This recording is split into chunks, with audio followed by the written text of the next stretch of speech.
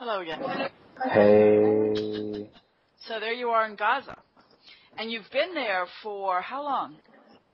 Last year I spent 3 months in Gaza, and this year I will spend more than 6 months. Last year I came here twice, both for about 6 weeks, and so far I've been here just 4 days. Okay. Because it is difficult to get in and out, and they limit your time there, the visas. Actually, no, it's not difficult to get in and out, and they do not limit your time. But the maybe slight difficulty is for the people who do not have the friends here or the contacts here to find the right invitation. If you do not have an invitation, then you cannot come. Okay. I see. Because I actually spent, in 2009, I spent about 6 weeks on the West Bank. And in a place where people were coming in and out, and many of them did have to leave after a month because of the Israelis. You go in through Rafah, though, right? Yes, indeed. Oh, yes, yes, and that yes. makes a huge difference. Yes, I flew into Israel, so this is your office. You have people working there besides yourself? Actually, no, I'm just sitting in a cafe. We've been working on a convoy to bring internationals to Gaza the last couple of days, me and some of my colleagues. But we're just having some downtime watching a documentary, an Arabic language documentary that my friend here made. Took her 2 months, and it was about journalists here during the recent wartime, and I was one of the people in the documentary, so we were just looking at it, talking about it. Okay, that's interesting, because I know they target journalists. You've been lucky so far. Yeah, I mean, they during the war, they killed 3 journalists. And according to Israel, they were not journalists, they were militants. But to the Palestinians, they were journalists, not militants. And Israel has yet to provide any evidence to back up its claim that they were militants. And the point is that from the kind of general Palestinian perspective, this shows the gravity and the profundity of how far Israel is willing to go in causing civilian damage and barbarity, seen as a kind of example of a massacre, actually. Well, it was a massacre, I would think, by the definition of the word. Indeed. The number of dead. I mean, it is interesting. I heard you in one of your films say that one Israeli had been killed by Hamas fire. I got the figure 3. That's incidental, because compared to... It was 6. It was 6. Was the final number that we got after the war finished. But if you go to Wikipedia, it still says 4. So we're using that number because I'm sure Wikipedia would have the highest number if they could find it. Absolutely. Okay. But in any case, that takes it out of context, as I understand it, because if you go to the time period before the latest mass murder, which was in November of 2012, I think it was 174 Palestinians had been killed. I don't know the exact time frame, but if you take what happened in the week before the operation, a handful of Palestinians were killed, including children. Okay. Well, still. So then, but they always pick an arbitrary point where an Israeli has been killed, and then it goes forward. Exactly. And if they choose when the clock starts. Yeah. So, I mean, if you go and look at it over history, and if you look at it over time, it's always in the quiet periods when nobody is reporting it. This is the important thing, that regional quiet is when Israelis are not killed and Palestinians are killed. Precisely. And trouble is when Israelis get injured, basically. Exactly. Yeah. I mean, it's 6 to 7 times. And I looked at these statistics for a long time before I went over there. And I was there in 89, 90, in 2005, and 2009. So I have a history, I mean, I understand this over time. And it's important to see it over time. But anyway, right now, at this moment in time, I imagine things in Gaza are pretty bad. You talk about that after this bombing and... So the situation in Gaza today is that the humanitarian crisis continues. And the same sad figures continue, which is that most people are refugees, most people are living in refugee camps, most people are relying on food aid so that they don't starve to death, and most of the population are children, living in absolute insecurity, physical insecurity, because there is a chance that a war can start again at any time, and the resistance groups, the militant groups, the terrorist groups, whatever what you want to call them, preparing all the time for Israel launching another operation against them. There's also economic insecurity because the blockade has shrunk the economy and then it makes most people unemployed. Most of my friends have no job. At the same time, there's a historical insecurity because no one knows what's going to happen to the Israel-Palestine conflict. Is there going to be a right of return? Is there not going to be a right of return? Is there going to be 1 state, 2 states, 3 states, 25 states? We don't know. So there is an absolute full spectrum insecurity. At the same time, there is, and it must be stressed, a very hopeful essence and feeling here. And most people, when you visit Gaza and you spend time meeting people and etc., and you spend time meeting ordinary people, people who are not part of some kind of elite here, you don't get the impression that most people are dealing with manic depression because of the situation. There is a very strong spirit of resilience, steadfastness, and, if you like, spiritual resistance, which goes on here, which is very manifest and really almost touchable. At the same time, one of the really striking things, having just been here for 4 days on this, my third trip, that always hits me, and it's devastating, is the inequality here. Most people are living in absolutely dire conditions. While there are mansions, shopping malls, 5-star hotels, and etc. And one asks oneself exactly what's happened to charity, exactly what's happened to equality in these parts. I did see that when I was there. It's, when I went to the Gaza, and the only time I got there was in 89-90, I was startled by the harsh living conditions then. And I also see, though, and did see what you see, is that these people managed to keep their spirits up in a way that is extraordinary, considering the conditions that people in the West and many nations now consider normal. Exactly. Those conditions are horrible. It is the constant threat of violence and the being trapped in there. I read several years ago that the Israelis were planning to build a wall around Gaza. Did that ever happen? Or is it Israel has a wall or fences around Gaza, the parts of the border that it controls, and they are actually, generally speaking, on the internationally designated border. They're not particularly annexing like in the West Bank. Mm-hmm. Right, but it still traps the people there. The people cannot leave. They cannot go back to what was their land 65 years ago, Israel. They cannot really go near the border still in many cases because of being shot at and insecurity. Just this morning, farmers were shot at farming in their own land near the border with Israel. So there's kind of a stealing of the land in the sense of security is stolen. The same with the territorial waters. They are stolen in the sense that there's insecurity. One cannot really go into the territorial waters beyond 3 nautical miles or even within 3 nautical miles from the coastline. There is really a great deal of insecurity, and many of my friends are horrified, for example, at the thought of even going in a boat into the water. So there certainly is this insecurity continuing. Right. Now, I remember one of the stories that came out of there was of a family that went to the beach and were killed. I think most of the family, except one daughter, was killed. But anyway, Indeed. It's one of those stories, and there are hundreds and hundreds and hundreds of those stories. Another question I had is several years ago, I was reading that UNRWA was actually cutting back on because they, are, in essence, keep the Palestinians going. Indeed. And that they were cutting back. Do you know anything about that? Actually, I've not heard any such thing, but we can take, for example, one takeaway from the situation with UNRWA. During the 8-day war in November, UNRWA, it says it was able to continue its provision of aid at a normal pace, which is good. At the same time, the whole, as much as aid needs to be given and is a basic human transaction, if you will, it kind of makes, in a sense, more politically or diplomatically comfortable the situation in Gaza, which could make it harder to actually bring actual freedom to Gaza, if that makes sense. Right, it perpetuates the situation. A kind of aid dependency status, indeed. Right, but they couldn't, on the other hand, exist without it. So it's... Indeed.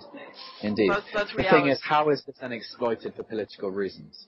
Of course. Is this exploited by Israeli, Palestinian, and international political factions for their benefit, so that they don't really have to address the situation in Gaza, and et cetera, et cetera, et cetera? No, that's true. And it seems there are no real solutions. And the real solutions are actually very obvious. It's just to stop mass murder and allow these people to build up an economy and trade with the people they choose to trade with. Indeed. But that's, of course, not going to be done. One thing I wanted to talk about also was the medical situation, because I know from the war on Gaza in 2008-9, that was Christmas over that season, that they targeted hospitals, doctors. Well, that's historic, and that goes back. So that makes it, what's the condition of hospitals when you have over 1,400 people wounded, and many of them severely, and that's another story, the kind of weaponry used. But what happened, or do you know how many of those have died? How many, of course, are left permanently injured, which is an aspect of this that's not discussed? I think that you're talking about doctors injured and etc. I don't know the figures, but what I can tell you is that during the Operation Carrington Massacre, the so-called 22-day war that you're referring to, hospitals were directly targeted by Israel. Hospitals were directly targeted. In the recent 8-day war, there were 1 or 2 instances where hospitals were directly targeted. And so there has been, if you like, an improvement. I mean, the situation is that Operation Carrington was so lunatic and so barbaric, so beyond the pale that it was almost not real. You know, you almost couldn't have dreamed of something so much of a massacre. Yeah, and it received so much international condemnation.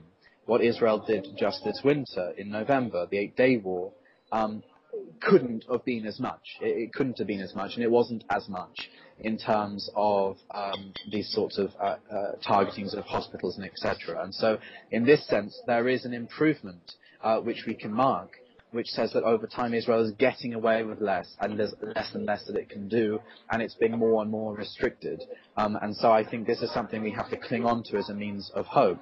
The point is that in the recent 8-day war, thousands were injured. The numbers vary, and of course it's difficult during a wartime to exactly catalogue how many people are injured and etc. But the numbers vary between 1,400 and 2,000. The point is, let's say, not to mention psychologically, but physically, well over 1,000 have been injured. But the point is that those that are injured from this recent war and from escalations of violence, small wars in between this and the one of 2008-9, the scars are on people's minds, the scars are on people's hearts, the scars are on people's bodies, the scars are on people's livelihoods, the scars are on the buildings, the scars are on the sand, the scars are on the social fabric. And so the pain lives on. It doesn't just because the war stop.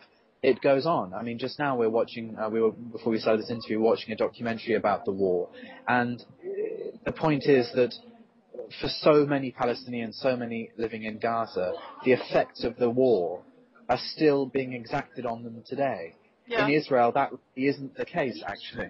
No, it's not, because there's so minimal, the damage is so minimal, it's almost laughable. And that's, exactly. But that I understand, you want to take hope, no matter what.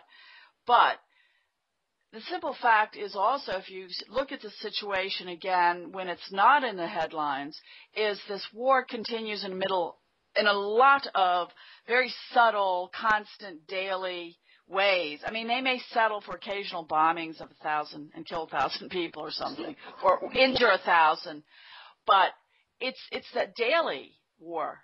I mean, the famines, really this insane penning these people in and starving them to death, because that's really what the Israeli policies are. I mean, if you just cut people off completely from the world, and they monitor every aspirin in and every tomato out, then it's been referred to as the world's largest open-air prison. Largest open-air prison, indeed.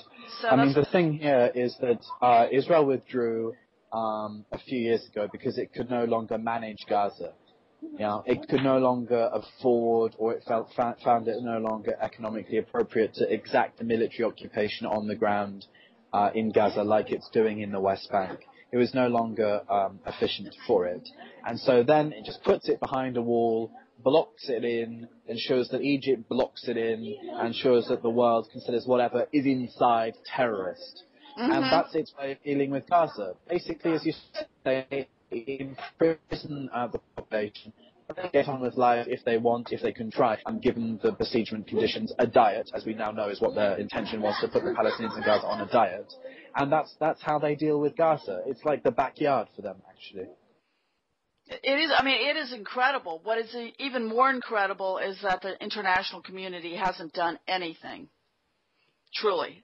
Individuals have. They've stood up and they've, of course, tried to go in there with the flotillas and get in there and break the barricades and bring people food and medicines, things they need, and show that they have support, which I think they would also be in dire need of the knowledge that the world has not completely abandoned them. But it still is very little in a sea of how do they cope? I mean, how do they keep going? They live out of their gardens. They get a few packages of flour from UNRWA. Well, there is enormous inequality here. If we're talking about most Palestinians, the vast majority are living on food handouts, exactly as you allude to. And Gaza is agriculturally independent, and this is one success, is that all of the fresh fruit and veg and etc. is grown in Gaza. There is autonomy in this respect, which is a marvel. I mean, this is one of the things about, I want to say, sort of Palestinian culture, is this notion of living off and loving the land and making the most of it.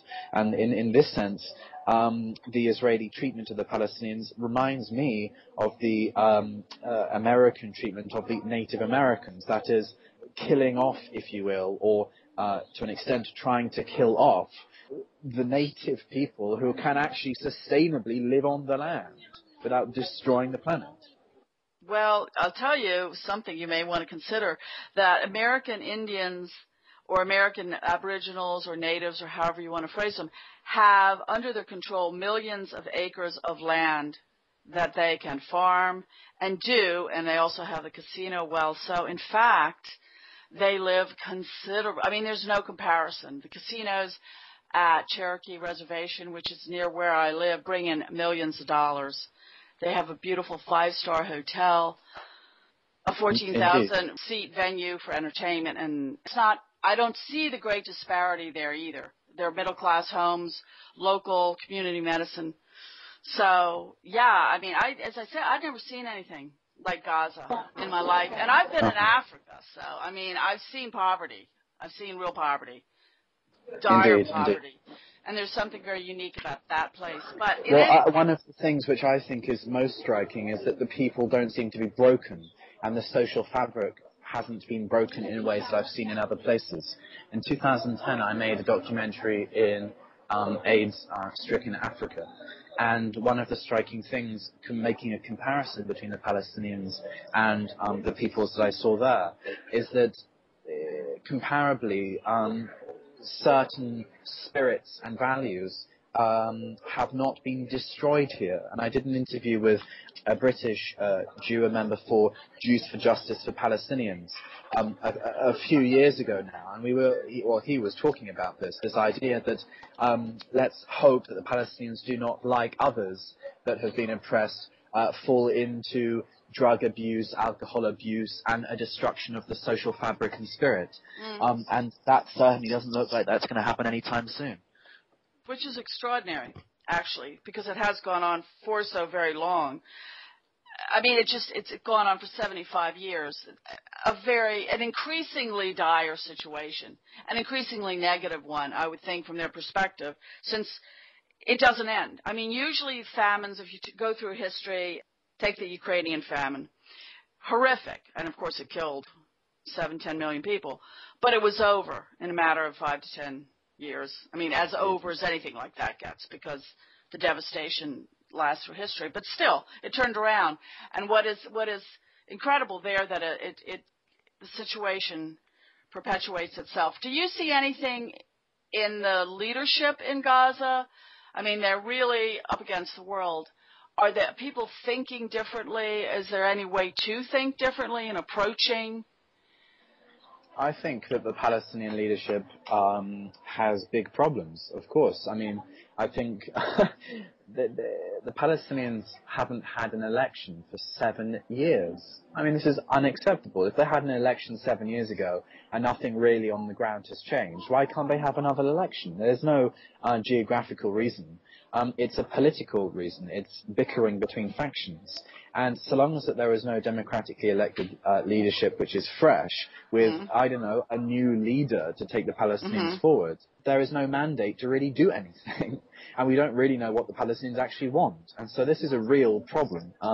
And it's a kind of stale politics. And people here in Gaza talk about this notion of distrust of politicians now at one level, being widespread. And I think that's obviously understandable. So I see, looking at it with a more cynical or critical eye, that the Palestinian representations are not doing a good job, because their number one priority should be that they're getting another mandate. They're actually got some legitimacy, and they've been there for 7 years. They're basically sitting on the throne, and they don't have a mandate to do so anymore, actually. They don't. Well, the last time, though, that they did vote, they voted for Hamas, and they got the censure of the entire planet. So exactly. Has that got... I mean, do you think Hamas personally can provide leadership?